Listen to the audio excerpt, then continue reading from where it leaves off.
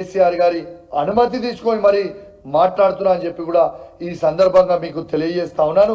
ఖచ్చితంగా మీడియా మిత్రులకు మాత్రం దయచేసి కోరుతా ఉన్నాను, ఇలా మాట్లాడిన ప్రెస్ మీట్ అక్షరాలు నేను ఏం మాట్లాడినో నిజాలు చెప్పండి, లేకపోతే మన తెలంగాణలో ఉన్న నిరుద్యోగులు చాలా అన్యాయం అయిపోతారు.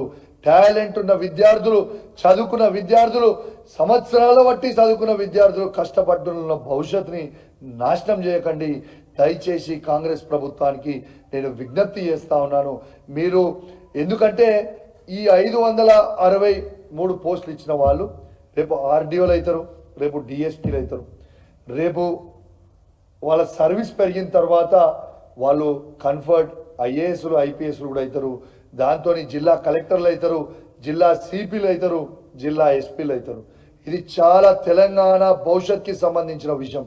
ఎందుకంటే ఆఫీసర్లు అనేటి చదువుకోకుండా పైసలు ఇచ్చి వచ్చి రాసిన ఉంటే రేపు భవిష్యత్తు వచ్చే 20 సంవత్సరాలలో రేపు తరాలకి ప్రజలు ఇబ్బంది పడతారు, తెలంగాణ ప్రజలు ఇబ్బంది పడతారు అని చెప్పక తప్పదు. కాబట్టి ఒళ్ళు దగ్గర పెట్టుకొని 100కి 100% ఇండ్ల కోట్లాది రూపాయలు చేతులు మారింది వాస్తవం, కోట్లాది రూపాయలు చేతులు మారింది వాస్తవం.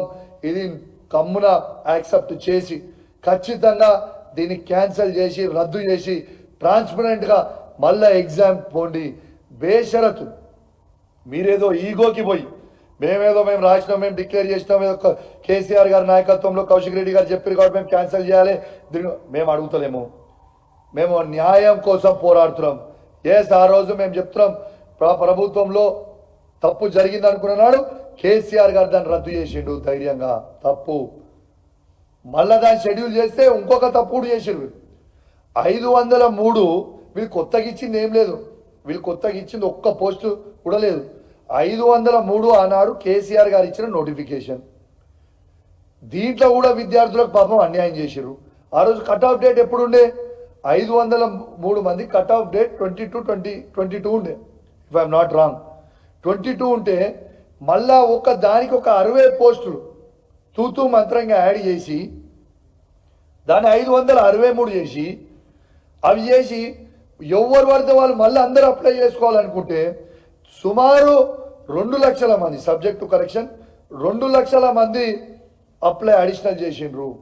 పాపం ఆ ఏజ్ గ్రూప్ ఉన్న వాళ్ళకైతే ఇంకా అడిషనల్ 2 లక్షల మంది వచ్చిన వాళ్ళు ఉంటే వాళ్ళకైతే అన్యాయం అయింది కదా. అప్పుడు వీటి మీద మాట్లాడరు ఎవరు, వాళ్ళ పబ్బం గడుపుకోవడానికి.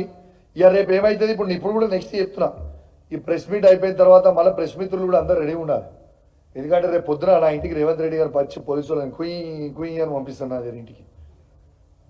రేపు పంపించి కౌశిక్ రెడ్డి మాట్లాడింది తప్పున్నది, ఇలా కేసు పెట్టుర్రా, లోపల నూకుర్రి, జైల్లో పంపుర్రి, కౌశిక్ రెడ్డి బాగా మాట్లాడుతుండని రేపు పొద్దున పోలీసు వాళ్ళు పంపుతారు. మీరు చూడు, పోలీసు వాళ్ళని పంపి నా మీద కేసులు పెట్టి మళ్ళా జైలు పెట్టి. రేవంత్ రెడ్డి గారు మీకు మళ్ళా చెప్తున్నాం, మీ కేసులకి పీసులకి కౌశిక్ రెడ్డి గారు భయపడేటోడు కాదు. ఈడ ఉన్నది కేసీఆర్ గారి నాయకత్వంలో పనిచేస్తున్నాం మేము. మీరు ఏమి పెట్టినా, ఏమడిగినా, ఎన్ని పోలీసు వాళ్ళని పంపించినా, మమ్మల్ని బంధించినా మా గొంతు విప్పుతూనే ఉంటాం, ఖచ్చితంగా అడుగుతూనే ఉంటాం. మీరు జవాబు చెప్పాల్సిందే, మిమ్మల్ని నిలదీస్తూనే ఉంటాం. మీ 2 లక్షల జాబ్ క్యాలెండర్ మీరు 2 లక్షల మందికి ఏడిస్తారు.